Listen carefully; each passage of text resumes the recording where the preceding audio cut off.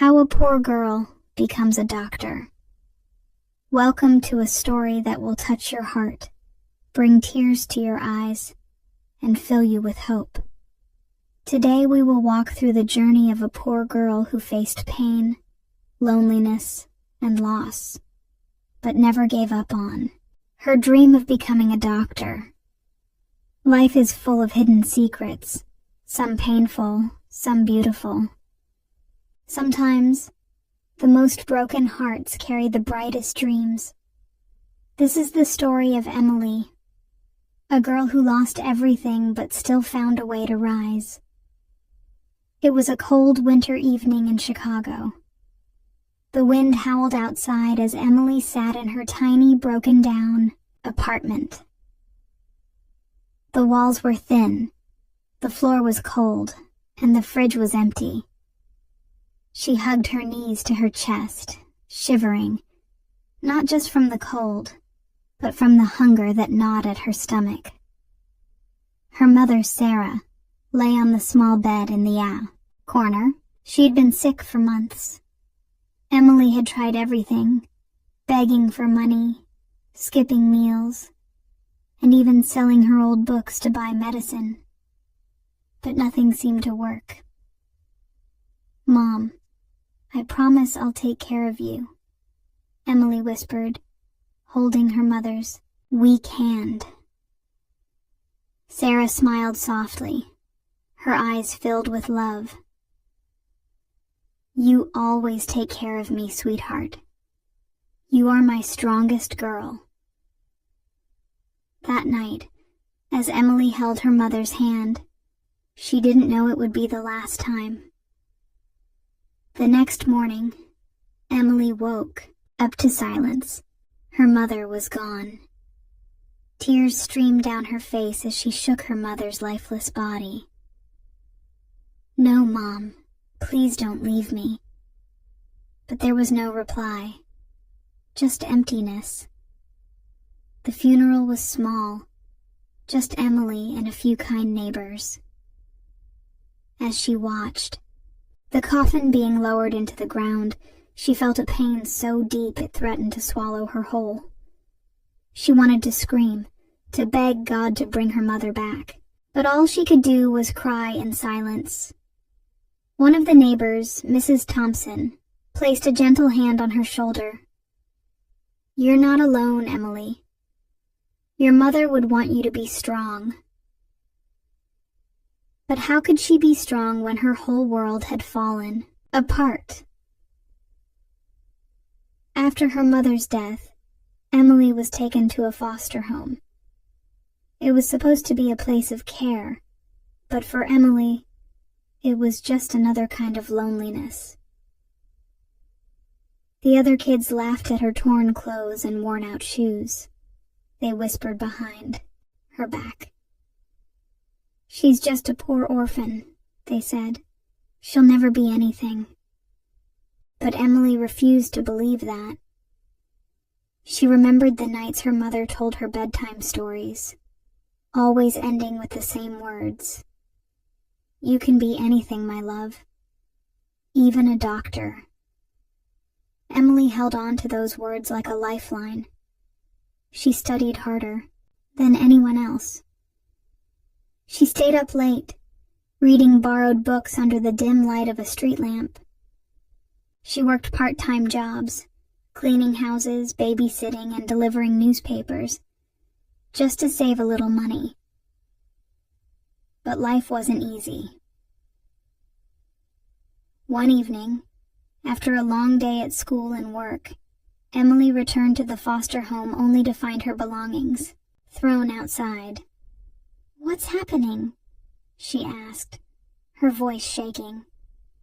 Mrs. Carter, the foster mother, crossed her arms. "You're 18 now, Emily. You can't stay here anymore." "But I have nowhere to go," she whispered. "That's not my problem." Emily stood frozen as the door slammed shut. She had lost her mother, her home, and now even this small place she had called shelter. That night, She sat on a cold park bench, clutching her mother's old scarf. "I don't know if I can do this, Mom," she whispered to the wind. And then, something incredible happened. A man walking his dog stopped in front of her. He was wearing a long coat, and his eyes were filled with kindness. "Are you okay, young lady?" Emily wiped her tears and nodded, but the man wasn't convinced. "Do you have a place to stay?" She hesitated, then shook her head. The man sighed and handed her a small card. "My name is Dr. Mitchell. I run a shelter for young people like you. Come by tomorrow. We'll figure something out." Emily stared at the card. A doctor. Her mother had always wanted her to be one. Maybe this was a sign. Dr. Mitchell's shelter wasn't fancy, but it was warm and safe. He gave Emily a place to stay, food to eat, and even helped her apply for college scholarships. But the road was still tough. She worked 2 jobs while studying. Some nights, she barely slept. There were times she wanted to give up, times when the pain of her past felt too heavy to carry. Then, one day she received a letter. Her hands trembled as she opened it. The words blurred through her tears.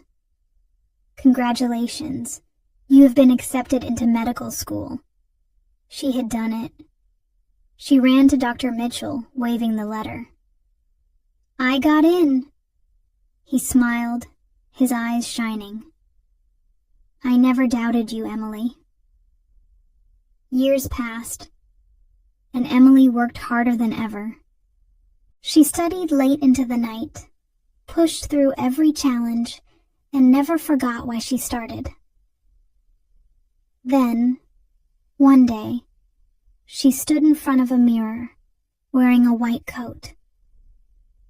The name on her badge read, Dr. Emily Carter. Tears filled her eyes. She thought of her mother. "I made it, Mom," she whispered. "I became a doctor." But her journey wasn't over. She didn't want to just be a doctor. She wanted to help people like her.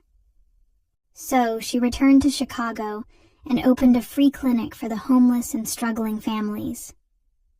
One day, a little girl walked into her clinic with her sick mother. She was wearing an old tattered scarf, just like Emily's had been. Dr. Emily knelt beside her. "What's your name, sweetheart?" "Emma," the little girl whispered.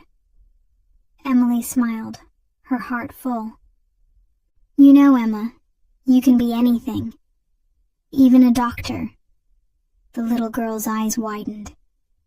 "Really?" Emily took her small hand. "Really."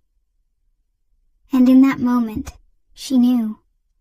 Her mother's dream, her own pain, and every tear she had ever cried had led her here. She wasn't just a doctor. She was hope. Sometimes life takes away everything. But if you keep going, if you hold on just a little longer, you will find your light again. Because the most beautiful stories are born from the deepest struggles.